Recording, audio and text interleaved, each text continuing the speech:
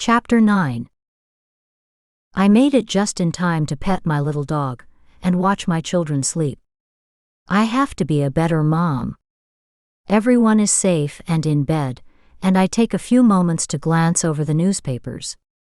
I want to read them, but I'm afraid of what I might find. Turning away, I discover my curiosity and concern for Jonas is getting the best of me. Therefore, I find myself trudging back to the papers lying on the coffee table. Giving up and giving in, I pick up the nearest one. I'm drawn into the headlines. I gaze at one. I try to take in the news like nauseating medicine, a few doses at a time. First, the front page. Nothing interesting in this paper. I close it and look over to another one. Closing my eyes for a minute, I mumble, "Why am I torturing myself? I should tell Max what we've done, but where do I begin? Oh, by the way, Max, while you were busy working and the world was going to shit, a man shot and killed his wife's lover, a woman poisoned her husband because he complained about her spending too much money, and Jonas and I got rid of a body today. Max could solve this quite easily if we just tell him. The problem is, how do I do this? I panic and try to blame Max. Where is he when I need him? He's never around when I want him the most. He said he was coming home tonight. Why isn't he home? When I was pregnant with Maxim, I screamed for him, but I never revealed to Max that I was pregnant. Then how was he going to be there and hold my hand as he had done for our second son? I questioned. That's what I get for keeping secrets from him. I'm afraid. I never should have tried to shield Jonas. Isn't that Max's job? Now Jonas in his own way made me his protector and co-conspirator. I can't protect him. I need a protector.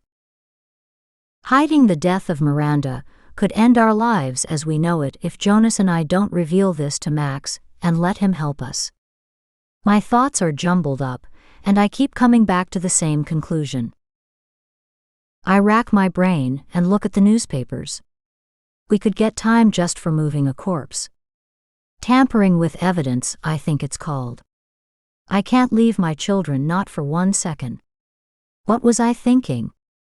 I wasn't, I murmur. Maybe I should be locked up along with Jonas. Placing my hands to my mouth, another sigh. I come to the conclusion, I can't think about this now. I have too much to consider and too much to lose if I reveal this to Max, I murmur as I pick up another newspaper. Opening the paper with caution, as if it's a bomb, I'm searching for something I don't want to find. But I open the papers nevertheless, and read it. One paper after another. Flipping one page after another, searching through it like I'm mining for gold, and toss it to the side until I come to the last one. It's there in front of me on the front page. What I had been looking for, and what I had been trying to avoid, and what I had been afraid to find. I steeple my hands over my mouth. If you look, you will find. Be careful what you search for. Sooner or later, you will find it. Miranda Crossmore, missing. Last seen in the company of Mr. Maximilian Blackstone, of Blackstone Hotels and Casinos. I sit for what appears like an hour, just gazing at that paper. Not breathing, not talking, but my eyes blinking nervously. Not moving, my hands glued over my mouth. Reading what followed took my breath away. My heart is racing. It couldn't be Max, I murmur. My legs are weak, if I stand I will fall on my face. The reporters, or whoever wrote this story, must have gotten him mixed up with Jonas, but then I looked further down the page, and there was a picture of the two of them. There is my husband wearing his Italian black suit, white shirt, and dark tie with gray specks. My eyes travel to his shoes, and he's wearing those black bespoke shoes he left by the bed the night before, and in his hand a black briefcase. Miranda and Max is standing in the front of the Four Seasons Hotel in Manhattan. They just exited his limo because there's his driver, Mr. Shu, holding his door open. Max loves caviar. Maybe he selected that hotel for the caviar lounge. Maybe he selected that hotel for the private suites with the wonderful view of Central Park. Why am I doing this to myself? There's no way I can tell when this picture was taken. It could be this week, a year, or 2 days ago. I don't want to know.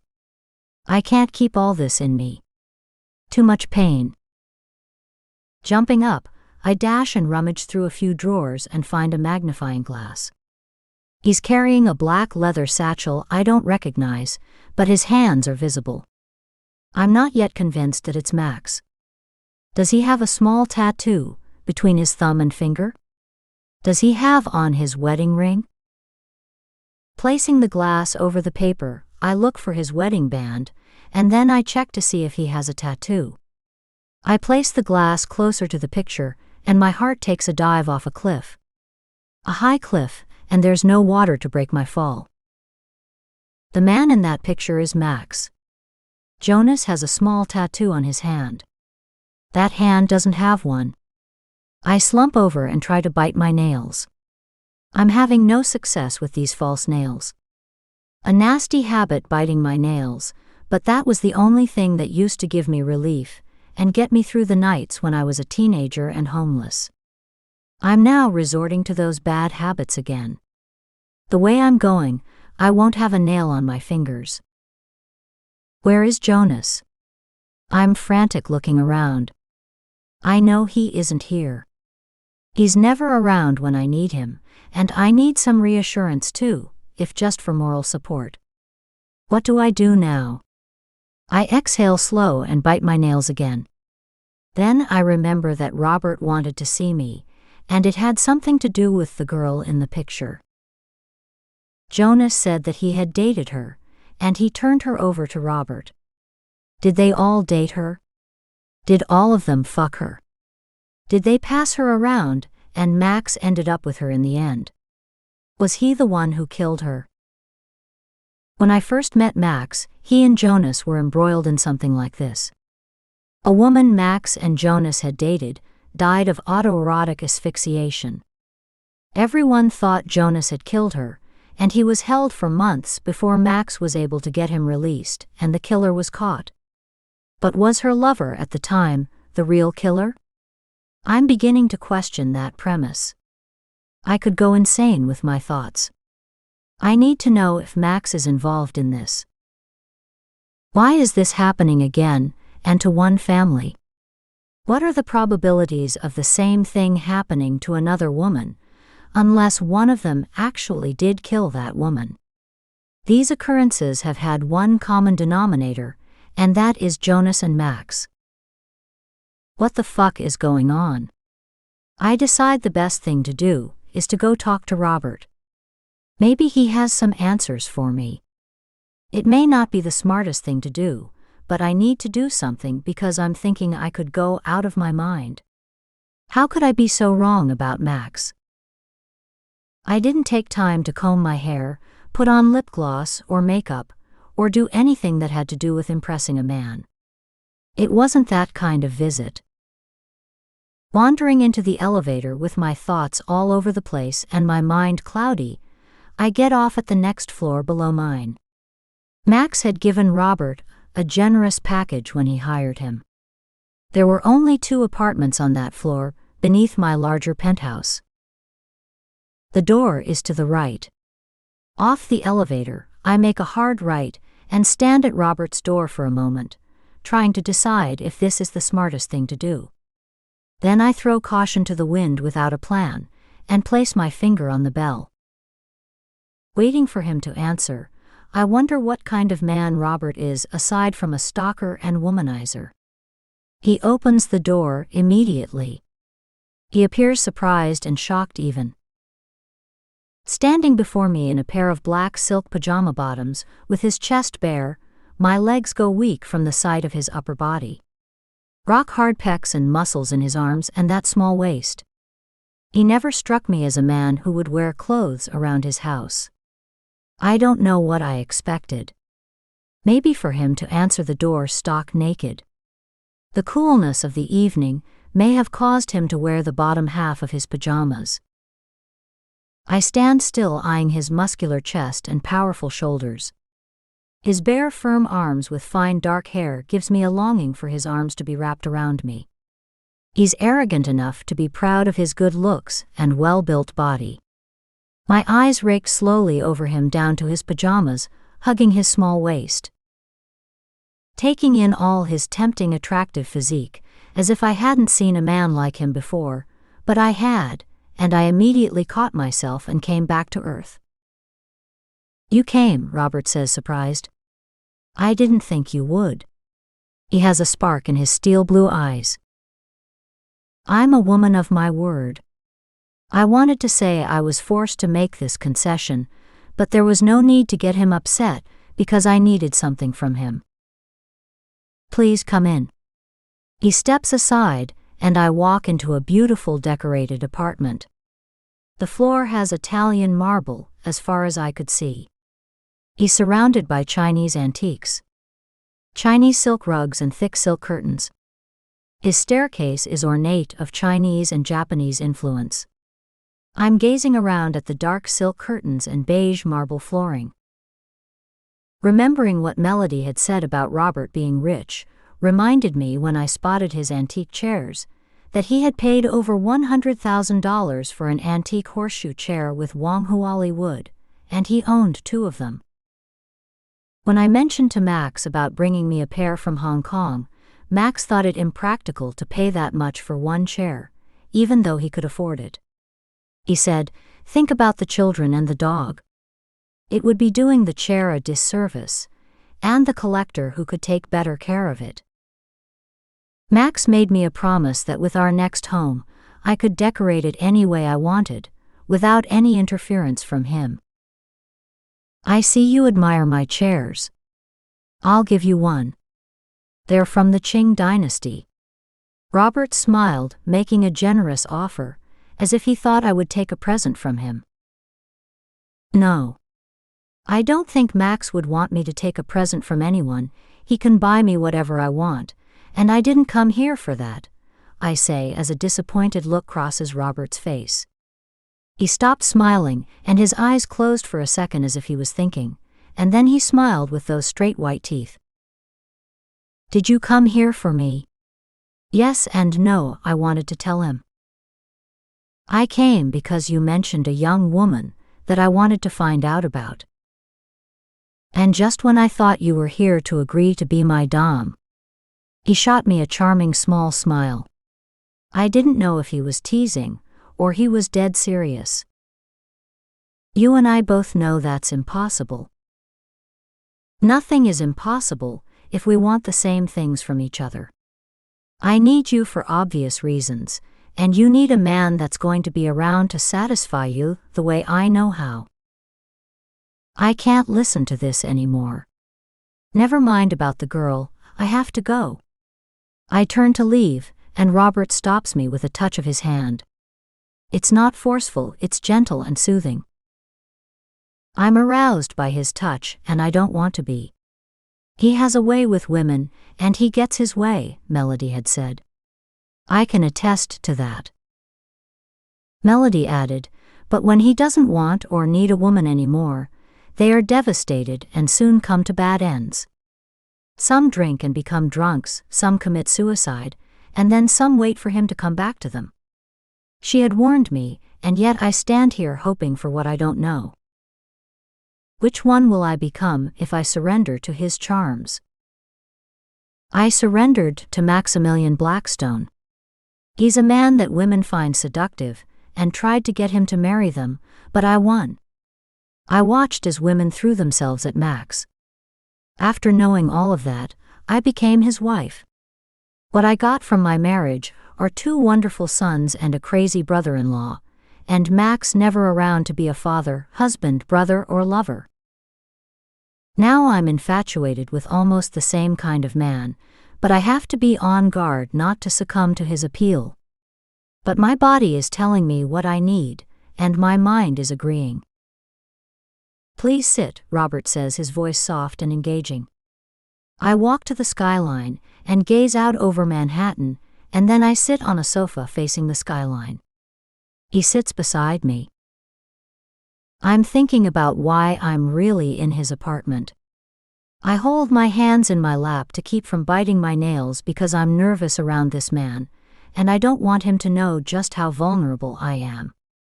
But he knows women, and no doubt he has seen this reaction to him before. He knows what he does to young women. Would you like a glass of wine?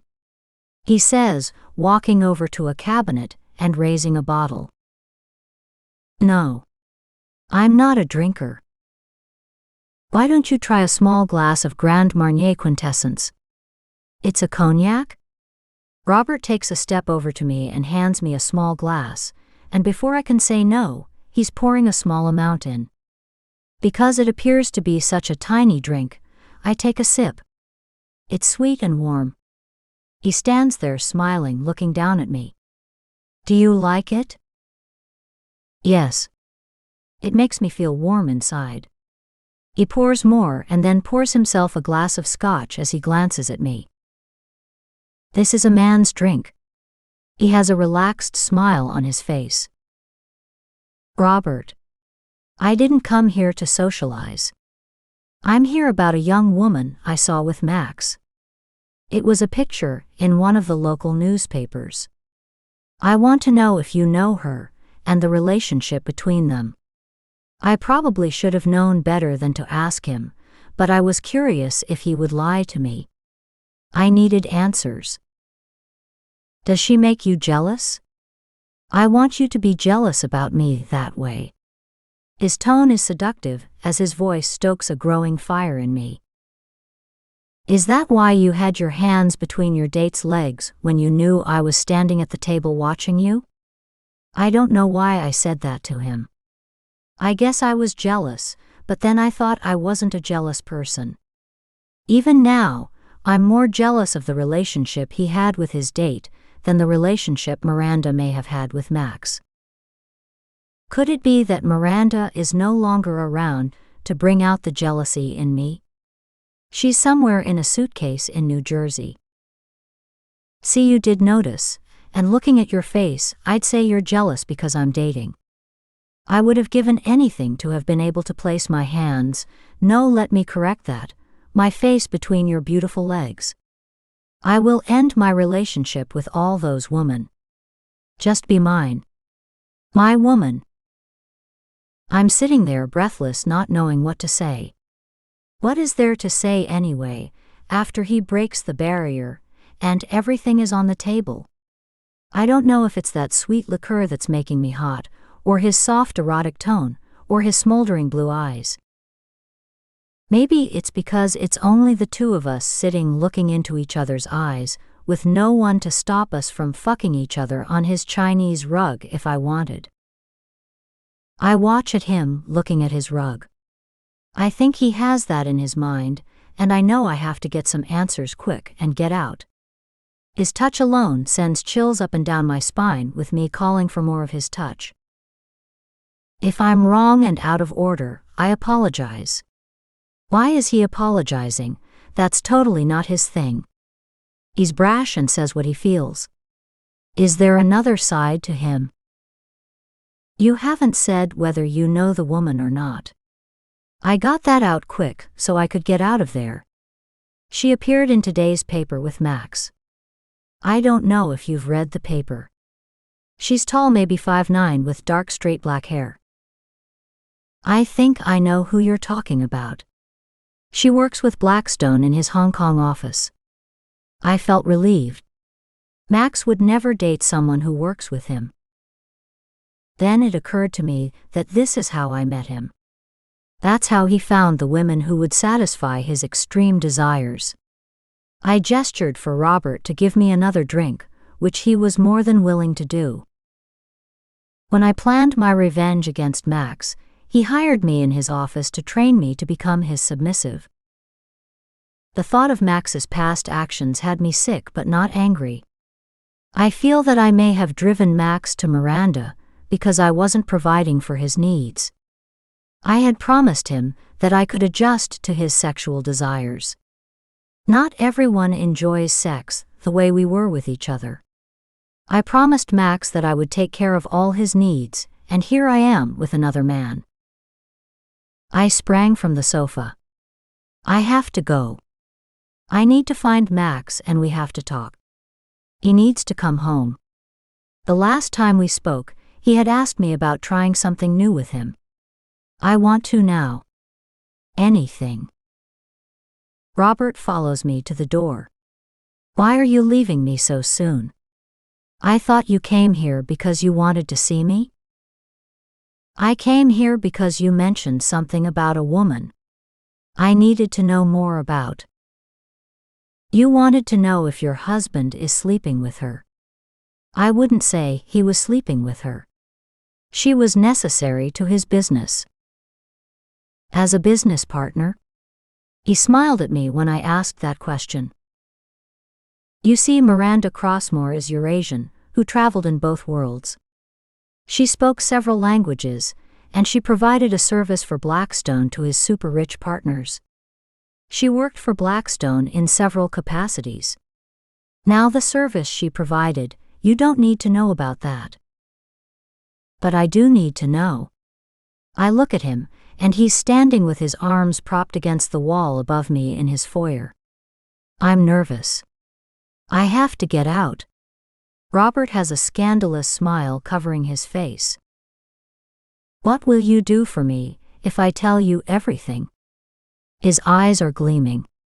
I'm weak from the glare of his bright blues. Why can't you just tell me without a stipulation? I say, gazing down and then catching myself. I don't want to telegraph weakness, so I stare up into his eyes. What other leverage do I have to get you to let me make love to you? He says with a smirk. I tried to say something, but he put his finger across my lips. I don't want you to have sex with me. I can get sex anywhere. His voice is hoarse and low. I want you to command me to have oral sex with you, and spend one night letting me show you how I can satisfy you to the fullest. I want you to punish me for my bad deeds. You know what I need. A hiss of air escapes from my open mouth, and my eyes blink from surprise at his words. What will you get out of performing cunnilingus on me? I questioned. He glances at me, tilts his head, as if he doesn't understand the question. You have no idea what I will get from kissing your tempting bud, Alex. He slides his tongue across my lips, and I half-heartedly pull away. This situation is getting problematic. I can't complicate my life more than it is. I gaze at Robert, and he's ready to tell me. Miranda had a relationship with all of us. With Jonas, Maximilian, and me. If you want to know the exact kind of relationship, then you have to agree to let me make love to you. I can't. I can't do that. I jerk away and try to open his door. After becoming frustrated, I step back and he opens it. Now, I had most of the information I needed. The rest I could twist out of Jonas, and sooner or later Max would confide in me, but could I afford to wait that long? Now I have some idea why Miranda was with Jonas, and maybe why Robert was with her as well. But I don't know why she's dead and how she died. All I can do is spend my time speculating about this, and still I will know less than I know now. Robert felt sure that his charms would win me over, and maybe in time it would, but with all that's going on now, neither Robert nor I had that kind of frivolous time in our future. Chapter 10. Breathing a long sigh of relief, I made it out of Robert's apartment with a promise that I would see him again. That again will be meeting him in the elevator, or at a function, at least that was my understanding. His narcissistic understanding is a little different from mine. Robert thinks he convinced me that I need him. There is no way I would take another chance on being in his apartment, or anywhere else where Max could find out what had happened between us, or Robert could hold something else over my head. I think I had enough to worry about, what with the body in the suitcase, and my guilt about getting Brandon involved in Jonas's idiocy. It took a second to get out of the elevator, and to the safety of my apartment. After closing the door, I rested my back on it for a few more minutes, as if I was running from Dracula and had just shut him out. But everyone knows you can't shut a vampire out. He does what he wants with you. Then I remember Max will arrive soon, and I'm supposed to meet him at our other apartment. The one where we engage in mindless physical sex for hours, satisfying his longings for me and my need for Robert. It had come down to that. I realize I haven't gotten Robert out of my system. What will it take? I wonder. What a day this has been. I kick off my shoes and drop my clothes. Another shower before I have to rush to meet Max. Changing into my clothes in a hurry, combing my hair, spray a little of my perfume that Max likes, I dash out of my room after talking to Lapita and telling her that I had to meet Max, and if there is an emergency, I could be found at our other apartment. She raises a thick black eyebrow. I assured her that I will be back early in the morning before the children wake. I didn't have time for Lapita trying to make me feel guilty. She doesn't know what's weighing on my conscience, and shaming me is the least of my worries. My shame was lost through years of homelessness and struggles to graduate from college, and the meeting of Maximilian Blackstone. My mind wanders, and I'm questioning why I haven't heard from Jonas, and where is he? He should have been back by now. That's it, I've made up my mind. I'll tell Max tonight. I won't press him for any explanations concerning his relationship with Miranda. At this time, I don't care and I don't want to know.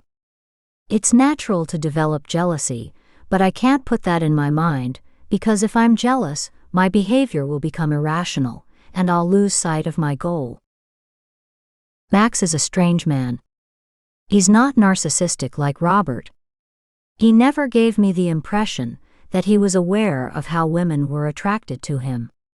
It was always about business with him, until I came into his life. "There is no one more important than you, Alex," he had said. "You and my boys are all that matters in this world to me. You give me what I need. Why would I want to go anywhere else?" But then he did go somewhere else for his pleasure. I know Robert had a hand in that. Robert has been manipulating us from the beginning. I feel as if I'm standing on quicksand, and if I delve further into Max and Robert's relationship with Miranda, I will be over my head. Has the jealousy that I thought wasn't there for Max suddenly reappeared? I ask myself. I rush out into the elevator, and I'm on the lobby floor, and walking past me is the young woman I met at the black tie affair with Robert. Mrs. Blackstone. At first I tried to walk past her without her recognizing me. I'm not obligated to speak. I can act as if I don't remember seeing her. She's wearing a long trench coat with a lining for the cool weather for this time of year. I'm wearing a dark blue one. Mine has a fur lining. We're eyeing each other as we pass. Our eyes lock, and there's no avoiding her. "Yes. It's nice seeing you again." I give her a closed smile and a light nod, and keep walking. She looked as if she wanted a conversation from me, but I don't want to stop. What could she and I have in common other than Robert? And I didn't want to reveal that I could be a rival. I didn't want to take a chance that she would see it on my face. In my eyes. I was that guilty in my heart. I hope Max won't suspect anything. Most of the time, he's so focused on the family and business that he doesn't see what's in front of him. At least I have that going for me for now. The cab is waiting when I reach the glass doors. I had called the doorman earlier. Jumping into the cab and giving him the address, the cabbie races down the street. It took only 10 minutes to get to my destination. I step out, and the cabbie pulls hurriedly from the curb for his next fare. I'm walking into Max's building, after the usual greetings from the doorman and security. The elevator zooms up to a smaller penthouse. When the elevator opens, the lights are low, and I walk cautiously until I see a pensive Max sitting on the sofa with a drink in his hand. "Where have you been, Alex?" He stands and walks over to me. I don't have a chance to respond. He pulls me to him with a jerk and kisses me. His kiss is deep and penetrating. He devours my tongue, and I can't breathe because his mouth covers mine. I try to return the kiss, but it's his kiss, and he's claiming my lips as his body moves closer, until he shatters my calm with his hungry, hard, needy body. His taut, muscular arms pulls me close, he holds me tight, and I pant into his mouth. "Oh, Max. Why has it been this long? Take me, do what you want."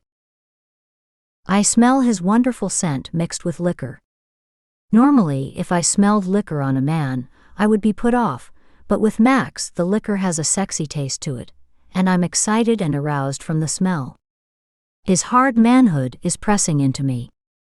I feel him through my coat. Max never does anything to excess, that is, unless it's sexual. His mouth is sealed over mine, and his tongue is probing my mouth as he moans, and I reciprocate by sucking his tongue hard. He's pulling at my coat, untying the belt hastily. I help him and open my coat, and he gets his surprise. "You came here with just a coat on?" He questions and stands back, glancing at me with a raised eyebrow, and then he breaks into a wide smile. I drop the coat, and I'm standing there in 6-inch black heels with a red bottom, waiting for him as he watches at me with a sly look on his handsome face. "Are you going to stand there all day staring, or are you going to take off your shirt and pants?" "Let me help you," I say to him, standing exposed with nothing on but my black high heels, with the red soles ready to wrap my legs around his hip and dig into him with the heels. Max anxiously unbuttons his shirt. His hands are trembling lightly in anticipation. I take off his cufflinks and drop them on the table next to the sofa. I pull the sleeves of his white shirt as he helps, and as he watches at me dropping it on the carpet. I bend, kissing his chest with my red lips as I unzip his pants. Max's body is eager as he stands waiting for me. Reaching for his belt buckle, I look him in his green eyes while pulling his belt off and dropping it near his shirt. He's looking down at me, and our eyes lock. My hands are working busily to unbutton his pants and unzip them, and then he steps out of them. He has showered, he smells divine, and he's not wearing any underwear. "Were you waiting for me to undress you?" I say to him, shooting him a small smile, taking a deep breath, closing my eyes for a moment, thinking about how wonderful Max is to me and how I missed him. I'm aroused when I look him over. His thick muscular thighs, small waist, broad chest, and strong muscular arms. "You know the answer, Alex," he says, smiling at me. Max screams of charm. Why didn't I remember that before? Why was I blinded by Robert? I was ready to go find you and bring you back here if I had to. But you walked in just in time. He tilts his head to the side with a cutting, sly grin. He wanted me to undress him. He wanted to take me and have me resist him, so he had an excuse to punish me. That made the sex so much more enjoyable to him. Kissing his chest is a delicious sensation for both of us. I glance up into his deep jade eyes covered by layers of thick long lashes, and I want him in me. "I see you've been working out," I say, admiring the man I fell in love with. His muscles are taut and hard on his wide shoulders. His arms are equally hard on his beautifully proportioned body. Max props himself against a wingback chair, and I go to my knees. I know what he wants, and that's just one of the things on the menu. His fingers comb through my hair and he pulls me close. I see his hard, firm penis just seconds before he reaches for it, takes it in his hand, and thrusts the crown into my mouth. It feels good to have him in my mouth again. I'm enjoying controlling his needs and his yearning for me. He's pushing his hips into me, and I'm holding onto his muscular butt. The rhythm of him fucking my mouth is accelerating until I can't keep up. He's thrusting in and out until he's overcome and ready to burst, but he slows and pulls it out slightly, then shoves it in again. I feel as if I will choke, but I don't want to stop because we both are enjoying this too much. Me because I'm satisfying him, and because Max is satisfied with me. Oh Alex, why do I wait so long when you're so good to me? My mouth is full, and his penis is growing in my mouth every second that he's pushing and pulling it out. Then he pulls it out and slams it back in, and he's fucking my mouth fast and furious, and before I can say anything, I feel the warmth and salty taste of his fluid draining down my throat. This is nothing unusual for Max. I'm used to him and what he desires from me. I knew this when I married him. I know this now, and I thought I could be the one to satisfy his insatiable appetite. I swallow and take in his warm juice. He picks me up from the floor and cradles me in his arms. His nose is on my neck as he's taking me to the bedroom to satisfy me. After he has given me an orgasm, he will begin another round of experimental sex. Ones that involve the use of ropes and anal toys, where we will both come together. For now it's my turn. Max places me down on the bed and crawls between my legs. Not before he kisses my nipples and tugs them with his teeth. You always had a high tolerance for pain, he whispers after sucking my nipples until they are red and aching. I love that about you, he says to me, as he continues sucking my nipples until they reach a hard peak. He plays with them as he inches down, kissing my hips, and then he's kissing my shaved mound, and with his fingers he opens my folds and gazes at me, gives out a satisfied moan, and sinks his face between my legs.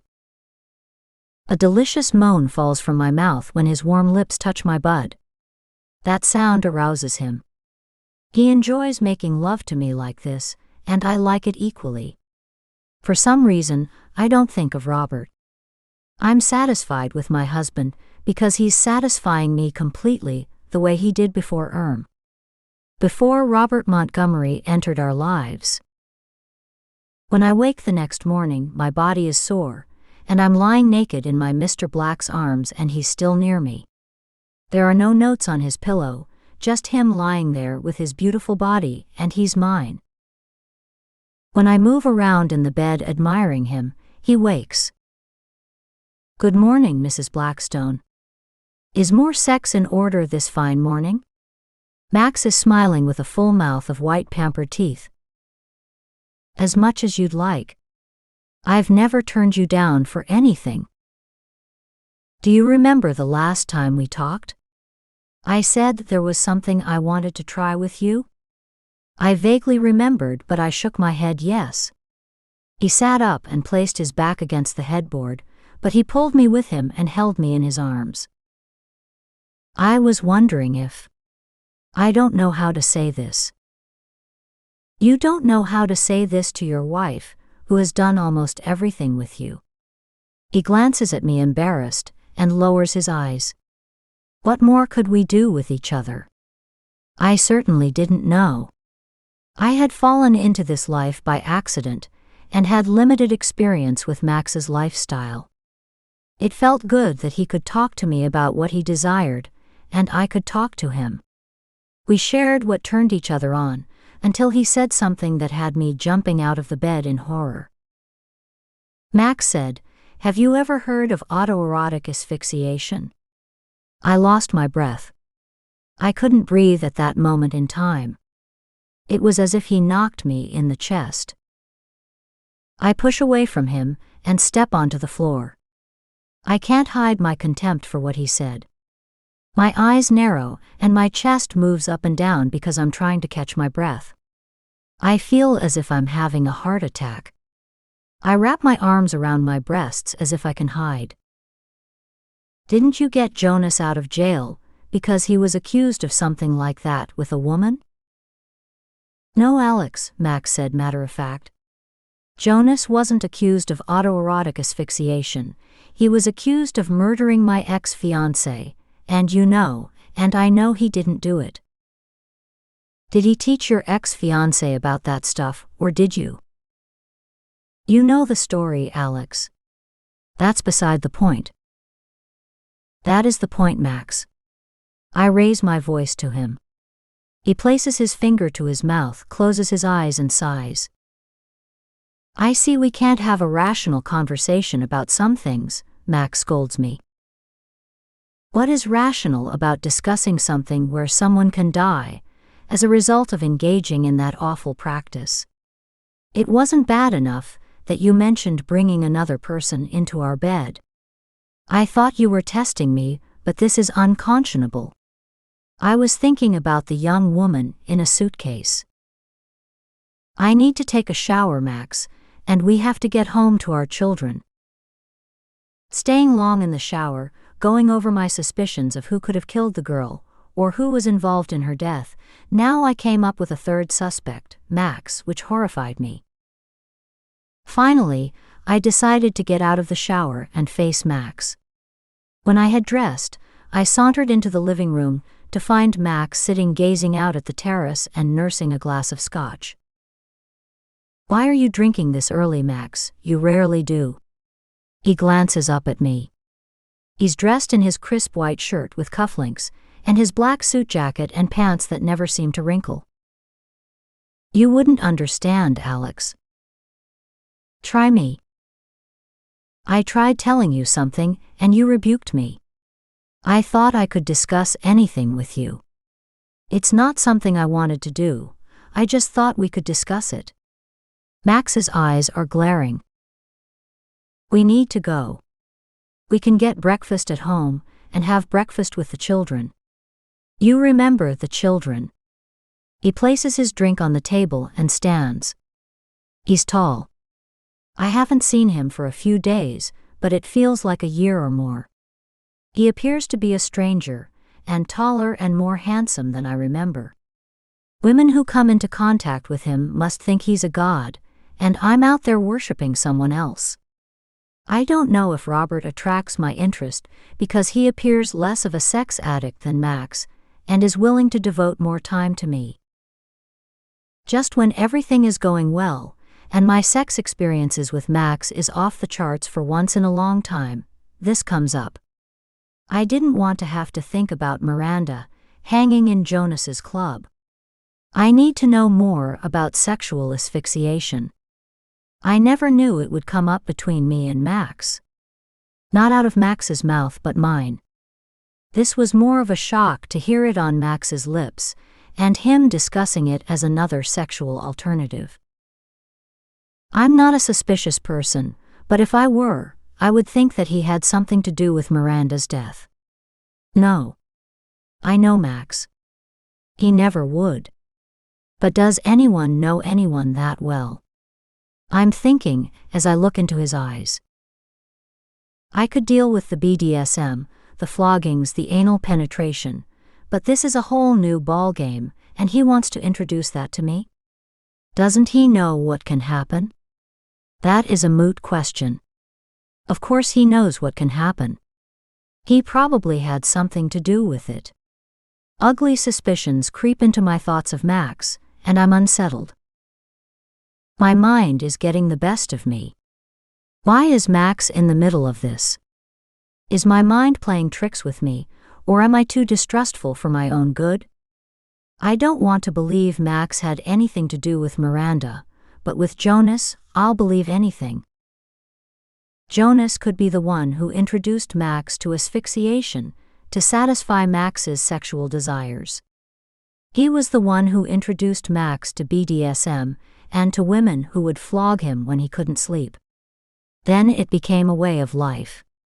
He was doing this when I met him, and that's how we ended up together. But now something new. I can't handle it, and I will tell Max, not before I tell him about the girl in the suitcase. I can't tell him about Miranda now. I don't know how.